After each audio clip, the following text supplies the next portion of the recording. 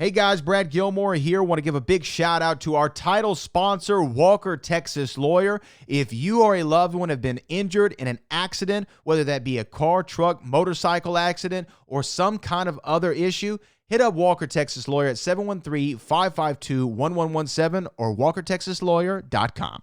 Oh, Brad, what have you done now? Broadcasting live from Houston, Texas, and around the world. TV host, best-selling author, and radio personality Brad Gilmore brings you a collection of conversations with stars from movies. Matthew McConaughey. Brad Gilmore. Mark Wahlberg. Hey, how are you? The legendary Mr. Christopher Lloyd. Christopher, how are we doing? I'm doing good. Great introduction. Television. Jimmy Fallon joins us this morning. Jimmy, how you doing, my friend? Good morning. Thank you so much, Brad, for having me. I appreciate this, bud. Kelly Ripa. Brad, thank you for having me. Comedy. Jay Leno joins us. Jay, how you doing? Hey, Brad, what's going on? Chris Tucker is in the building. Chris Tucker, good morning to you. Hey, Brad. Good morning to you. How are you? Gabriel Fluffy Iglesias. Good morning. Music. Lola Monroe. Thank you. Thank you for having me. The legendary frontman of AC/DC, Brian Johnson, joins us right now. Brian, how you doing? Good morning, Brad. What looking to talk to me, funny lad. Grammy Award winner Maya joins us. How are you? And more. This is The Collection. Now your host, The Boat.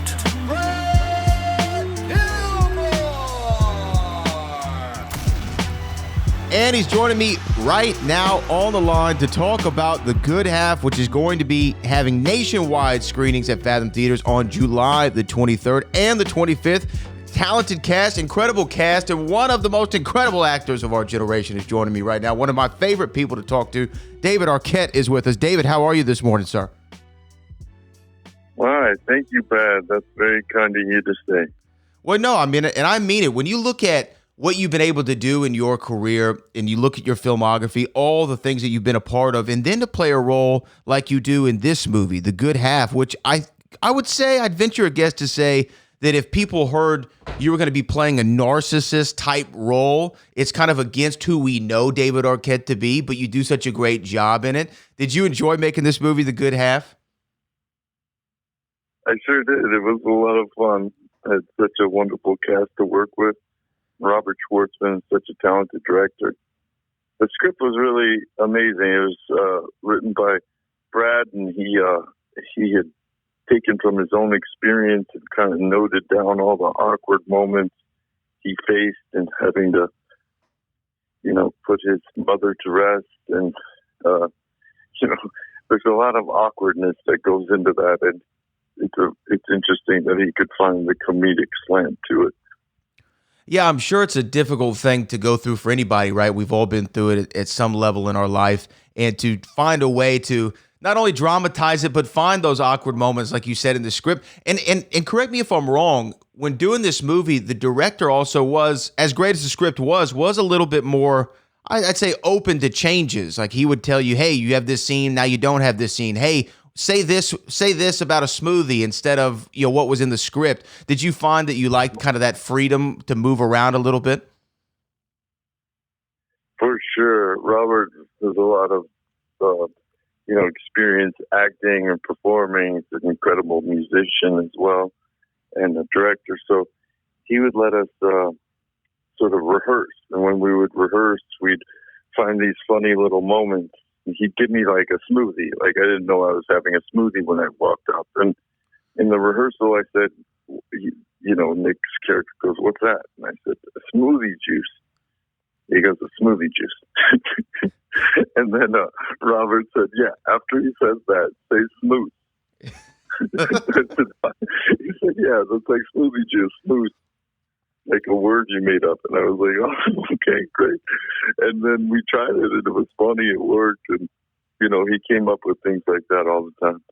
Was the appeal for you of this movie not only the tightness of the script and who the director was going to be, but also this cast? I mean, Matt Walsh, Nick Jonas, of course, Elizabeth Shue. Who wouldn't want to work with Elizabeth Shue if you are a fan of movies from the 1980s, of course, like Back to the Future, Karate Kid. Was this kind of part of the appeal, or was it so? Or I guess my question really is, how did you come across this? How was this presented to you? I got offered the role, which doesn't happen that often in this business nowadays, especially. Just, there's a lot of people out there, a lot of roles, and,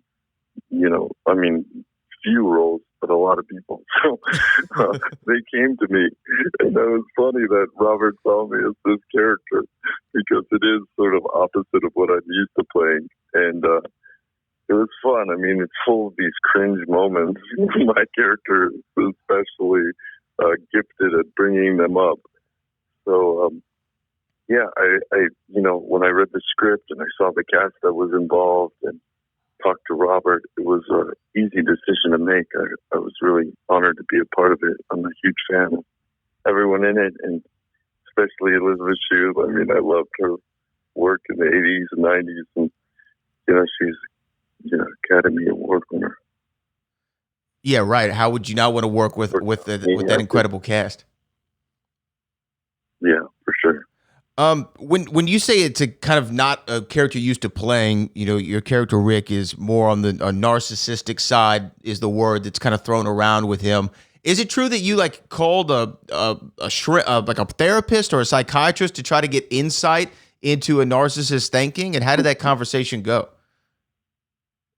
Well, that happened actually before. Just in the past, you run into a lot of narcissists in Hollywood, and you kind of have to figure them out and understand where they're coming from. It's actually kind of a prerequisite. You have to have a certain amount of narcissism even to just be an actor in a sense, or just have the confidence on stage or in front of the camera to portray these different characters. So it's a balancing act. But I talked to my therapist once, and I was like, I'm obsessed with narcissists. I have a few in my life, and do you have any narcissistic clients? And he said, no. He said, do you want to know why? I said, yeah. And he said, they don't need me. So I found that so interesting. I found that just to say everything about a narcissist, but you don't actually self-reflect. It's hilarious. Well, we're talking to David Arquette. The movie is The Good Half, a cast with Nick Jonas, David Arquette, Matt Walsh, Elizabeth Shue, and more. Make sure you check this movie out. David, last time I got to talk to you was on the radio with Booker T here in Houston, and since then your documentary came out about your pro wrestling journey. There's a lot of documentaries that have been coming out about WCW and your time there. I feel like the wrestling world has now embraced David Arquette in the last few years and shown you, I think, love. And I think you're a member of the fraternity. Would you agree with that? Do you feel the love from the pro wrestling fans now? I do. I mean, I really feel honored. I mean, it's such an incredible sport. There's such insane athletes. I can't imagine, continuing to do it. I have, aches and pains from my time wrestling in the independent circuit. But, yeah, I mean, it's been great. And Booker T especially is just one of my heroes. Mick Foley. I mean, these guys are incredible. Diamond Dallas Page. These, when you get to know them and when you get to hang out with them and you get to be backstage with them and you get to, learn some of the sort of tricks of the trade. I don't know. There's something really deep and meaningful about it. Mick Foley even came over to our house and I can't say this too loud, but came as Santa Claus on Easter Sunday morning, and it was Christmas Eve. He came to our house, and my kids saw him as Santa. It's pretty remarkable that he'd go out of his way to do something like that for us. Yeah, the pro wrestlers, man, they'll stick to it and they'll stay in character. And that's kind of what, I guess my final question for you, I have just a couple seconds left with you, is don't you feel like pro wrestling is the ultimate in entertainment boot camp? You have to memorize scripts, you have to know choreography, you're live on television in front of an audience, and you have one take to do it. I feel like that's why so many guys like Cena and Batista and Rock and so many others have been able to transition into the camera because they have this ultimate entertainment boot camp beforehand. Absolutely. Not only that, they're also their own publicist, they're their own manager, they're their own road manager. I mean, they could come in with such a tool set. Aside from making something so big real, it's a really interesting balancing act. It's really hard to get a grasp of. But even cutting promos, you have to be larger than life, but still connect with people on a realistic level. It's a really interesting balancing act. And I learned a ton from wrestling, especially being in the ring, taking the moments, understanding your relationship with the audience. Then, half the time you're not even speaking. You have to, visually tell a story. So there was just everything along the way. I picked up so much wrestling, and on top of it, just, what you're going through in your personal life and what you're going through in your physical pain. The threshold is so intense that it takes a tremendous amount of hard work and fortitude just to be in that business. Well, David Arquette, thank you, man, for joining us this morning. The movie's The Good Half. You got to see this film and support David Arquette and the rest of the cast and the movie itself. Congratulations on the movie and a great time talking to you this morning. You too, Pat. Thanks so much for your time.